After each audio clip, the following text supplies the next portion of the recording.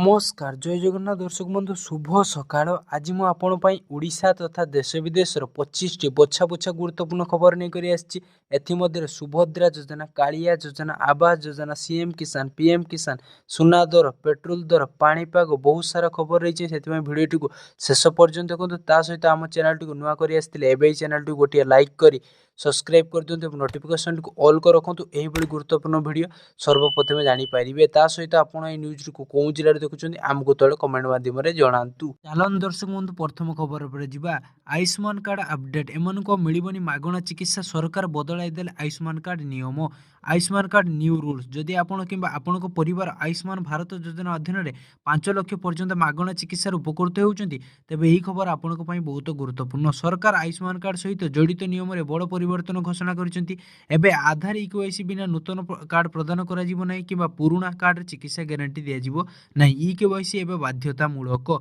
जातीय स्वास्थ्य प्राधिकरण बा एनएचए पाई कार्ड प्रदान प्रक्रिया को आहुरी कठोर करिछि।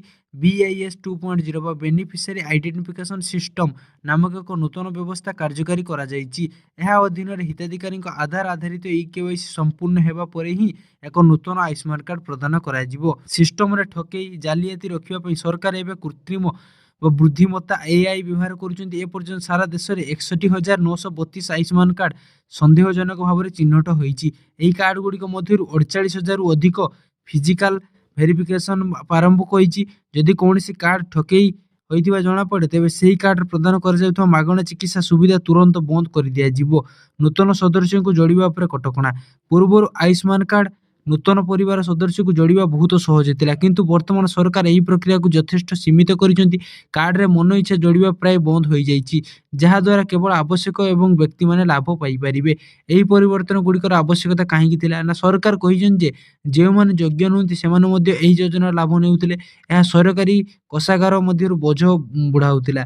प्रकृति रे अभावी लोकंक पाखरे सेवा पहुंची पारु नथिला, बाधा हेउथिला। ठकेई को रखिबा सिस्टम को सुगम करिया पई एही कठोर पदक्षेप निया जाइछि। जदि आपनको कार्ड आधार सहित लिंक होई नै किंबा आपनको सूचना भूल जोही जणा पड़े तेबे आपण हॉस्पिटल चिकित्सा समय असुविधार सम्मुखीन होई पारंते। समय मध्य आपणकर इकेवाईसी स्थिति जांच करने निश्चित करंतु। चलन दर्शक बंधु परवर्ती खबर पर जीवा। राज्य में धान किणा ठप, मुहांमुही मिलर्स और सरकार। राज्य में धान किणा को नहीं जारी रही अचल अवस्था। आंदोलन में मिलर्स सरकार मिलर्स एसोसिएशन बैठक विफल पर सारा ओडिशा रे धान किणा ठप। मिलर्स धान किणवा बदले राजधानी निजर हक पाई जोगाण विभाग आगे प्रतिवाद करुछंती। तासो मंडी धान न उठाइबा को सरकार को सीधा सड़क चेताई देइछंती। दाबी पूरण नहीं सरकार लिखित प्रतिश्रुति न देवा पई आंदोलन जारी रखिबा निष्पत्ति नैछि संघ। एहा सह राज्यर सबु जिल्ला धान संग्रह प्रक्रिया बंद रखिबा को कहिछि संघ। आज विभिन्न दाबी नहीं जोगाण विभाग और एमडी सहित बसिथिबा बैठक विफल होईछि। कस्टम मिलिंग दर वृद्धि, धान संरक्षण रक्षणाबेक्षण खर्च प्रदान और धान परिवहन खर्च पूर्व भली देबाकू दाबी करिछि ऑल ओडिशा मिलर एसोसिएशन। चलित वर्ष मासे विलंबर धान किणा आरंभ करथिले राज्य सरकार।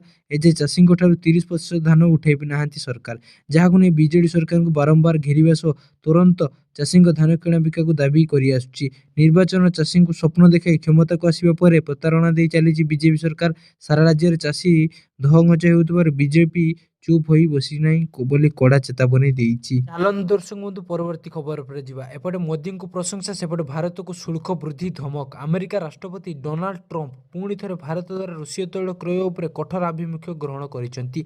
से खलाखली भारत उपर शुल्क वृद्धि करने को चेतावनी देइसेंती। हेले सेही समय भारतर प्रधानमंत्री नरेंद्र मोदी को प्रशंसा करी कहिसेंती एवं शुल्क वृद्धि करने विषय कहिसेंती।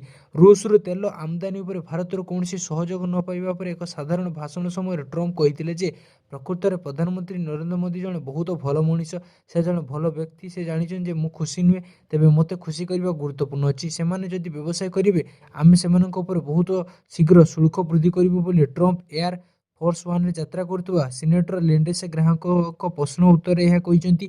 ट्रंप द्वारा रूसीय अशोधित तैल किणा भारत पर लागू होता 25% शुल्क को श्रेय दे पदक्षेप दृश्यमान फलाफल आनी। मु प्रकृत विश्वास करे जे ଭାରତ ସହିତ ଯାହା କରିଥିଲେ ତାହା ହେଉଛି ଭାରତ ଏବେ ଯଥେଷ୍ଟ କମ୍ ରୁଷୀୟ ତୈଳ କିଣୁଥିବା ମଧ୍ୟ ମୁଖ୍ୟ କାରଣ ବୋଲି ସେ କହିଛନ୍ତି। ରାଷ୍ଟ୍ରପତି ଚେତାବନୀ ଦେଇଛନ୍ତି ଯେ ଦେଶଗୁଡ଼ିକ ନିଜ ନିଜ ଆଭିମୁଖ୍ୟ ପରିବର୍ତ୍ତନ କଲେ ଶୁଳ୍କ ଚାପ ଶୀଘ୍ର ବୃଦ୍ଧି ପାଇପାରେ।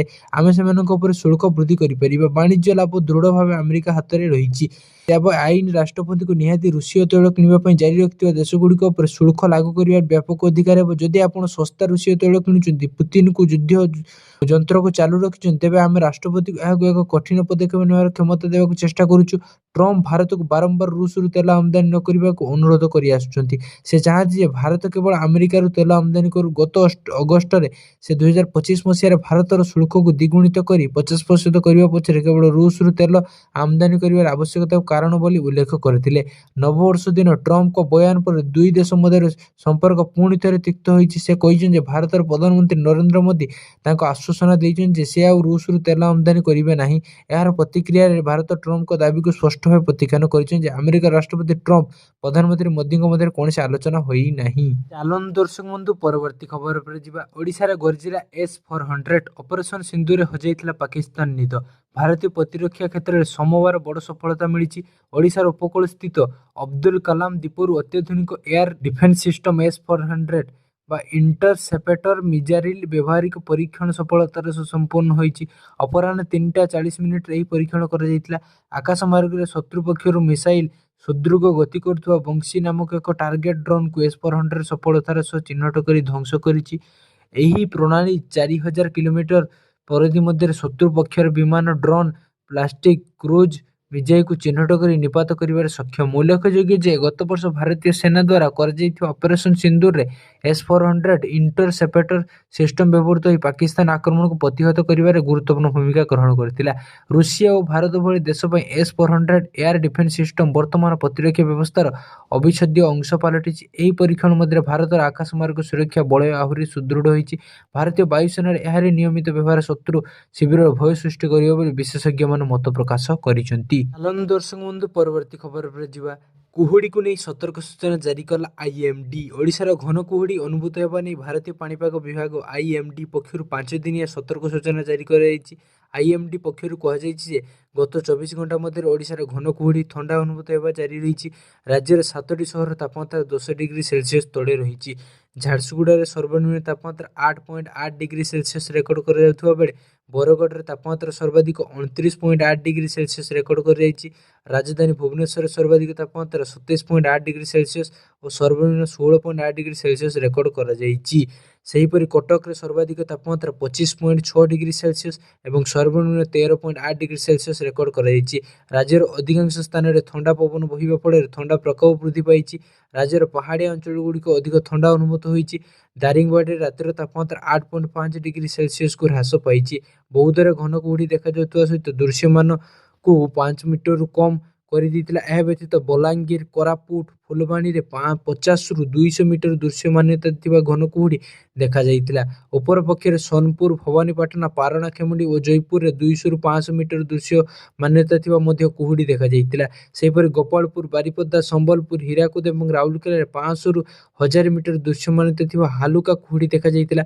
ଭାରତୀୟ ପାଣିପାଗ ବିଭାଗ ପକ୍ଷରୁ 5 ଦିନିଆ କୁହୁଡ଼ି ସତର୍କ ସୂଚନା ଜାରି କରାଯାଇଛି। ପୂର୍ବାନୁମାନ ଅନୁଯାୟୀ ହାଲୁକା ମଧ୍ୟ କୁହୁଡ଼ି କନ୍ଧମାଳ, କୋରାପୁଟ, ବଲାଙ୍ଗୀର, ବୌଦ୍ଧ, ପୁରୀ, ଖୋର୍ଦ୍ଧା, ନୟାଗଡ଼, ଗଞ୍ଜାମ, ଗଜପତି, ରାୟଗଡ଼ା, ମାଲକାନଗିରି, ମୟୂରଭଞ୍ଜ, କେନ୍ଦୁଝର, ସୁନ୍ଦରଗଡ଼, ବାଲେଶ୍ୱର, ଜଗତସିଂହପୁର, କେନ୍ଦ୍ରାପଡ଼ା, କଟକରେ ଅନୁଭୂତ ହେବ। ଜାନୁଆରୀ 7ରୁ 8 ନୟାଗଡ଼, ଢେଙ୍କାନାଳ, କନ୍ଧମାଳ, ଗଞ୍ଜାମ, ଗଜପତି, ପୁରୀ, ଖୋର୍ଦ୍ଧା, ଜଗତସିଂହପୁର, କଟକ, କେନ୍ଦ୍ରାପଡ଼ା, ମୟୂରଭଞ୍ଜ, କେନ୍ଦୁଝର, ସୁନ୍ଦରଗଡ଼ କୁହୁଡ଼ିର ପ୍ରଭାବ ରହିଛି। ସେହିପରି ଜାନୁଆରୀ 7ରୁ 10 ମଧ୍ୟରେ କେନ୍ଦୁଝର, ମୟୂରଭଞ୍ଜ, ବାଲେଶ୍ୱର, ଭଦ୍ରକ, କେନ୍ଦ୍ରାପଡ଼ା, ଜଗତସିଂହପୁର, ଯାଜପୁର, କଟକ, ପୁରୀ, ଖୋର୍ଦ୍ଧାରେ କୁହୁଡ଼ି ଅନୁଭୂତ ହେବ। ଚାଲନ୍ତୁ ଦର୍ଶକ ବନ୍ଧୁ ପରବର୍ତ୍ତୀ ଖବର ଉପରେ ଯିବା। ହଠାତ୍ କମିଗଲା ସୁନା ଦର, ଗ୍ରାହକଙ୍କ ପାଇଁ ଆସିଲା ଖୁସି ଖବର। ଡେରି ନକରି ଶୀଘ୍ର ଯାଆନ୍ତୁ ମାର୍କେଟ। ତଳମୁହାଁ ହେଲା ସୁନା ଦର। ଭାରତରେ 24 କ୍ୟାରେଟ, 22 କ୍ୟାରେଟ, 18 କ୍ୟାରେଟ ସୁନାର ମୂଲ୍ୟ ରେକର୍ଡ ସର୍ବୋଚ୍ଚ ସ୍ତରରେ ପହଞ୍ଚିବା ପରେ ହ୍ରାସ ପାଉଛି। ଗତ ସପ୍ତାହରେ 10 ଗ୍ରାମ 24 କ୍ୟାରେଟ ସୁନାର ମୂଲ୍ୟ 1200 ବା 10 ଗ୍ରାମ 12000 ହ୍ରାସ ପାଇଛି। ଏହି ସପ୍ତାହର ଆରମ୍ଭରେ ମୂଲ୍ୟ ସର୍ବକାଳୀନ ସର୍ବାଧିକ ଥିଲା। ବର୍ତ୍ତମାନ 10 ଗ୍ରାମ 24 କ୍ୟାରେଟ ସୁନାର ମୂଲ୍ୟ 1,34,180 ବା 22 କ୍ୟାରେଟ ସୁନାର ମୂଲ୍ୟ 1,23,000 ଓ 18 କ୍ୟାରେଟ ସୁନାର ମୂଲ୍ୟ 1,630 ଟଙ୍କା ରହିଛି। 10 ଗ୍ରାମ ସୁନାର ଦାମ କେତେ? ଏହି ସମୟରେ 10 ଗ୍ରାମ ବା 24 କ୍ୟାରେଟ ସୁନାର ମୂଲ୍ୟ 13,41,700 ବା 22 କ୍ୟାରେଟ ସୁନାର ମୂଲ୍ୟ 12,29,000।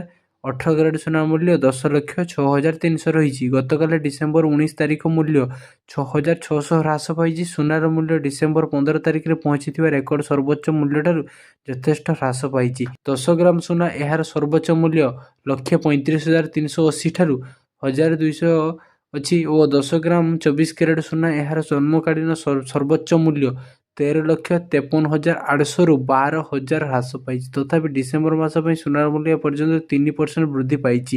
ଏଲ୍କେପି ବିଶ୍ଳେଷକମାନେ ବିଶ୍ୱାସ କରନ୍ତି ଯେ କ୍ଷଣସ୍ଥାୟୀ ସମୟରେ ସୁନା 1,31,500 ରୁ 1,34,000 ମଧ୍ୟରେ ରହିପାରେ। ଯଦି ଏହା ହୁଏ ତେବେ ଖ୍ରୀଷ୍ଟମାସ ସପ୍ତାହରେ ସୁନାର ଦାମରେ ବଡ଼ ଧରଣର ପରିବର୍ତ୍ତନ ହୋଇପାରେ। ରୂପାର ଦାମ ମଧ୍ୟ କମିଲା। 1 କିଲୋଗ୍ରାମ ରୂପାର ମୂଲ୍ୟ ବର୍ତ୍ତମାନ 2,09,000 ଟଙ୍କା ଅଟେ ଓ ଯାହା ଡିସେମ୍ବର 18 ତାରିଖରେ 3,000 ଟଙ୍କା ହ୍ରାସ ପାଇଥିଲା।